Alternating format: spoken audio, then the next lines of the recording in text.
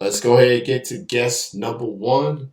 He is a wrestler I've known for nearly a decade. It's definitely been a long time. He's definitely one of the most intimidating wrestlers in the tri-state area. He's wrestled in other states in this country as well. I'm very excited to be joined with my guest at this time, the Zodiac, right here, Hey Kenny, right hey now. Kenny, how's it been, man? Good, man. Good to hear from you. Good to hear from you on a radio platform. Uh, I Yeah, definitely. It's actually, been a minute. yeah, so I actually went through the archives here and to see when was the last time I interviewed you. You're probably gonna get a kick out of this. The first time I interviewed you was on October the 11th, 2012. Phew, Oh yeah, I kind of remember that because that was my mom's birthday. Yeah, her birthday is yeah, actually that on October 11th. So I remember that. Yeah. yeah. So basically, we've been friends for a decade, pretty much. Or in this Right. Yeah, it was good case, to. It was good to see. It was good to see you pop back up at the show there in Lexington, at the New South show and stuff. yeah, I'm getting to reconnect with a lot of people, most notably on the independent wrestling scene. He was definitely one of the ones I reconnected. And before I get to the questions, I'm glad you brought up New South because we had a moment at one of those shows. For the listeners that may not have been at that particular show, so it was after a match ended. I'm in the front row. He's and Zodiac and his team was in the area that I'm at. So he's just talking to his teammates after the match ended. He took a look at me, grabbed me by the head, and said, "I love you, man." And this Definitely. it Yeah, was that was one of the things that made the show. I was like, oh yeah. look, Kenny's here. I would see Kenny in forever. So yeah, appreciate that. That came after a match. That wasn't during the match. It was after a match. So he just it was a it was a chance to catch up with an old friend, you could say. So just good to hear from you, man. And so the first interview we did, we focused mostly on your wrestling career, just getting started and everything. You've been how long have you been wrestling as of right now? Well, I started training in 1998. First match was like a year and a half later, so it's been a good 20, 22 years roughly. 2 decades. Two Yep. decades. So that's incredible. I've always said that as it pertains to the tri-state area, Ohio, Indiana, Kentucky, you one of those guys that I always think of as far as wrestlers that's been active doing shows, having big matches and defining moments as you know in independent wrestling. Um, I was there, UWF, KZW, WCCW, Prime Time, now Generation X, obviously. So with 2 decades in the wrestling business, man, how does Zodiac feeling? Just still being able to do this for so long with wrestling taking a toll on a human's body. Like, how do you feel about your longevity in wrestling? 22 years is definitely incredible. Oh, I still feel like I got another 10 in me. I mean, honestly, I still feel pretty like really good, honestly. Um, I've kind of adapted and changed my style over years, but I'm getting out there now and working with some of the guys I came up with, working with their kids, and keeping up with some of these newer guys. Um, a lot of it's just taking care of yourself, trying not to, trying to pick when and where to do some risky stuff and this and that. I mean, any little thing can cause an injury, but a lot of it's just taking care of yourself. And I just never had the urge to stop. So I think when you stop, that's when everything starts settling in. That's when you really start hurting and feeling it. So I just try not to let it catch me. That's fair. Wrestling is something. you don't take for granted. Um, I feel like you deserve your flowers for what you've been able to do, not just as a performer, but as a locker room person as well. Just being the helping hand, being the mentor to the younger guys. Um, just what you have meant to people in their careers. People saying, "Yo, Zodiak, he's one of my favorite opponents." Uh, what's that been like for you working with some of the younger talent? Just being a helping hand to them, as far as, continuing to elevate in wrestling. That's one of my favorite things, actually. Like the big match cards and the big matches and stuff are nice and they're good spotlight moments. But I like working with the younger guys and stuff and helping them develop and mold them. That's kind of been my whole. I've always been kind of I guess you call it like a utility guy. Um, a lot of it by design and some of it by choice, just because I like to build guys up, you know, and teach. I'm starting to teach more and do some seminars and things like that.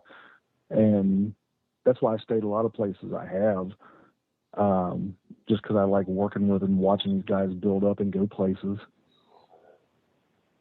That's awesome. So you mentioned seminars. That's definitely something, a place that a lot of younger talent go, veterans go.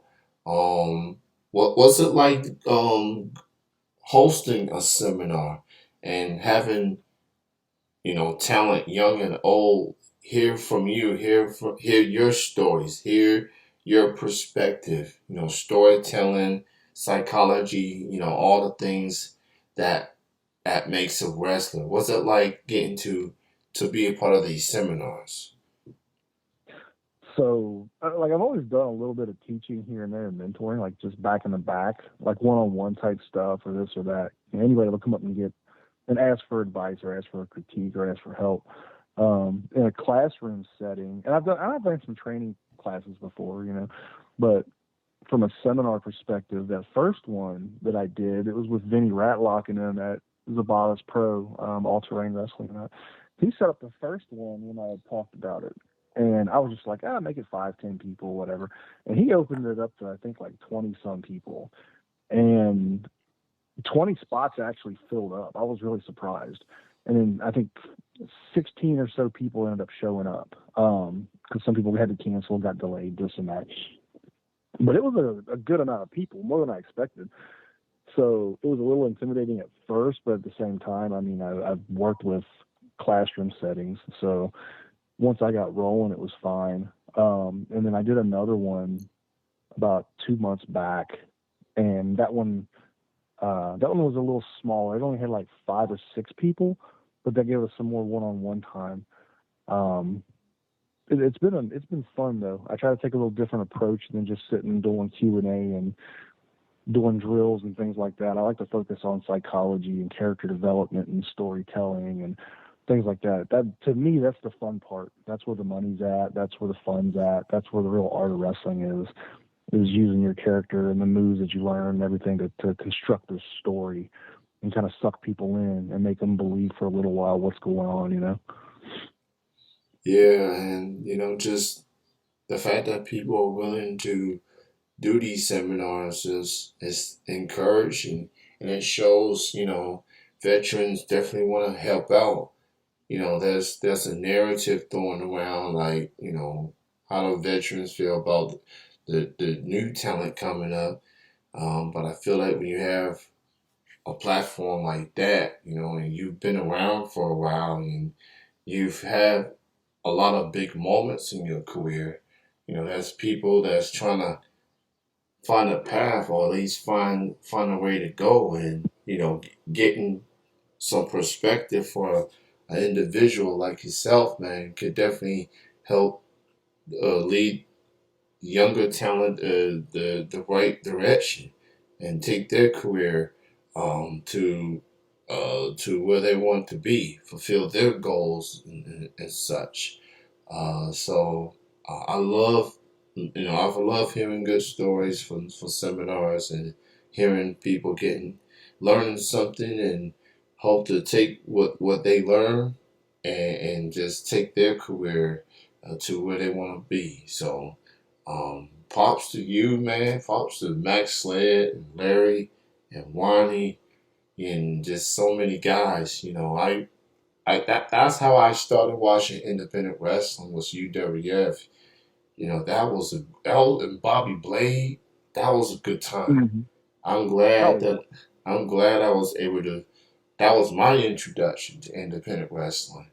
You know, so just seeing how far Kentucky wrestling has gone since then, just being able to evolve and a lot of good talent that a lot of people need to keep an eye on. Who knows?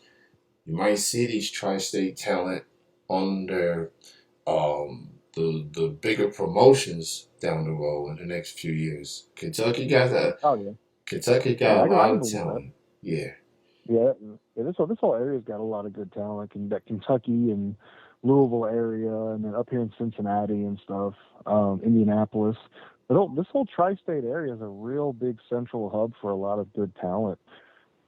It's amazing how many people come out of here and really go do some stuff with themselves.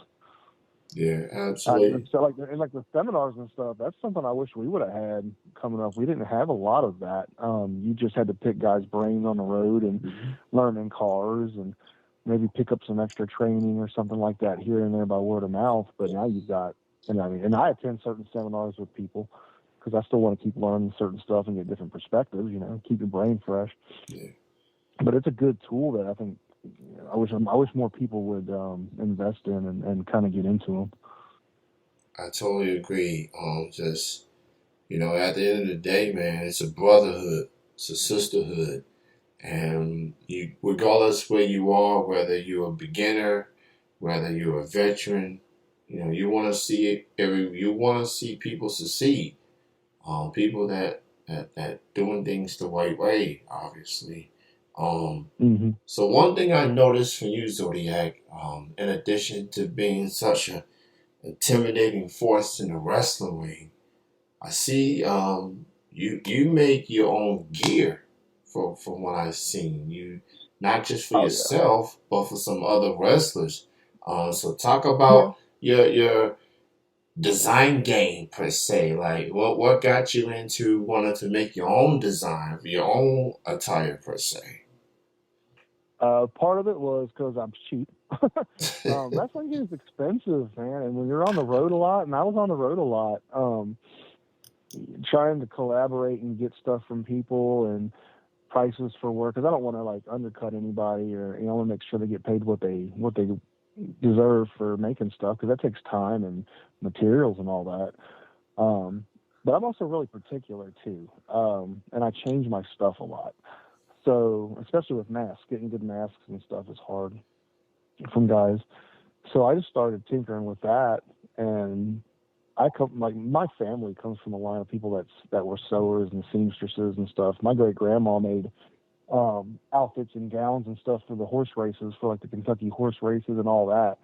So it kind of runs in the family, I guess. But I just got messing with it because I just felt it was a good skill to learn and have. And then people started asking me to make stuff for them here and there. And I have a smaller clientele now of people. I had to cut it down because it gets really overwhelming if you're trying to add that on top of everything. Yeah. So I make gear for like Aaron Williams and Larry D and Tyler Stevens, who I team with. I make his stuff, and then of course my own stuff. I've taken a bit of a back from making custom stuff, and I'm working on my own line of like pre-made wrestling gear products, like kick pads and gauntlets and trunks and little accessories that you can't find most places unless they're just the standard like AMA, flat colors or whatnot. Something a little spice to it. So as far as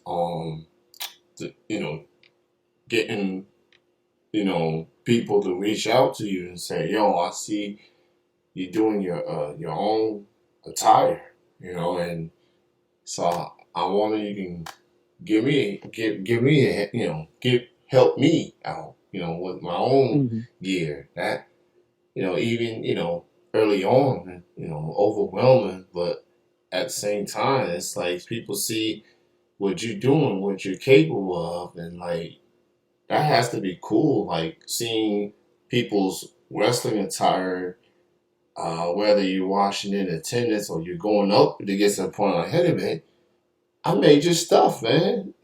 you know. Right, yeah. It's a neat thing too. And with social media and stuff, word spreads so quick with that. So as soon as people find out you know how to make your own stuff, or that you've made something for one or two people, people are always looking for gear makers because they get so backed up as it is, or Mhm. they have issues with some of them, or they just want to try different styles because everybody's style's different. Um, like when a couple of years back when I started taking it and considered doing gear more full time, like I got loaded up with orders quick, and it was eye opening because it's crazy how quick it can be overwhelming, um, and it'll make you get a little resentful. You take something that you really enjoy, and it's like, man, I don't want to sit and do this right now. So sometimes you got to take a little mental break. But Right. yeah, with social media, it can catch on really quick. You can build a business fast. I know a few guys that have really taken off with it. Yeah. Just that's awesome. But just anybody that can take the time and want to do something like that and shows versatility on your part. It shows, you got your own vision. You know what I'm saying? You want to see it come to light. So that's definitely awesome. Uh, Everybody's talking about the summer of punk these days, and I get it. What was that? Congrats to him, new world champ. But I want to talk about the summer of Zodiac because I see you got a lot of shows coming up, especially in this month of June. You are going to be in action for Generation X at familiar territory at the Bourbon County Fairgrounds at Paris, Kentucky. You go on the Mm-hmm. card, you're going up against Marvelous Marcus Johnson. Obviously, shout out to Max and Larry. That Gen X just celebrated an anniversary recently. That they've making becoming one of the fastest rising promotions in the state of Kentucky, and you've been there the whole way on regular. Yeah, I was there for their first tapings and everything. Yeah, so talk about your shows you got coming up in the coming weeks, man. Where can people see the master of the heart punch coming to a Uh, city near you? June and July is pretty busy. I got a few more probably going to pop in there. Like you said, this Friday's Gen Next up in Paris. Um, I don't think I have anything Saturday and Sunday. There was a tentative for Sunday, but I haven't heard anything, so we'll keep that one just on the wraps on that. But and then next weekend is a lot of my Fridays are at Future Great Wrestling right now in Cincinnati. They've been doing some good stuff. I like going there. They're up on Dayton TV now. So the 10th and 17th, I should be there in June. The 11th is Desire Pro up in Ohio. They're a new startup too. Gary Gandy started them up, and they're doing really well. I'm teaming with Drew Dillinger up there, actually. Me and him are a tag team now, and we're wrestling 747 and Corey Storm, part of Born to Die. So that'll be good. Um, and then what else in June?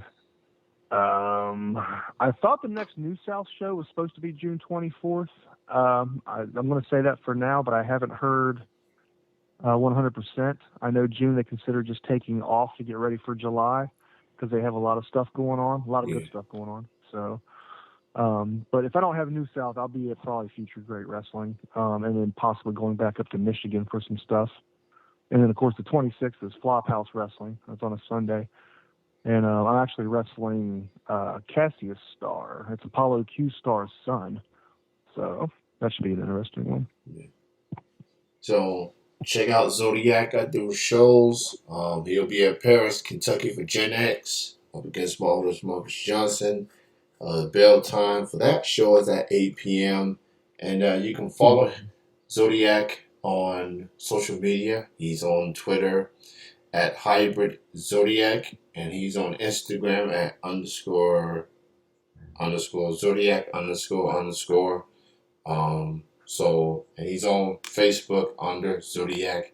That's Zodiak.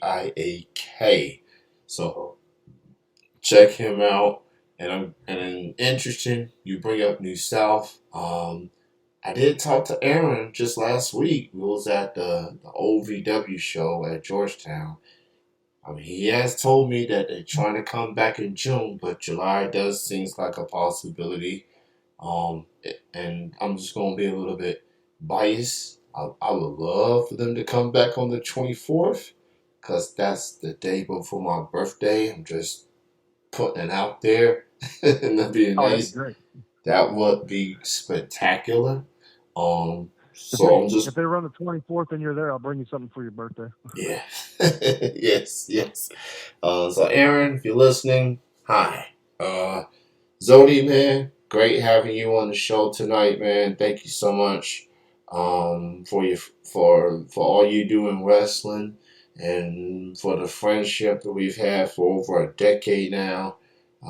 22 years in the wrestling business, and you're still going, um, giving heart punches left and right, being so intimidating, and every now and then grabbing people in the head and say, "I love them." He's he's he's a monster, but he has a heart. Don't get it twisted now. Just put I it can get out. away with that with the mask. I can get away with that with the mask and stuff on too. So I can get away with some stuff some people can't. So. I I will say I do love the alter ego you had back in the day, just yelling wrestling.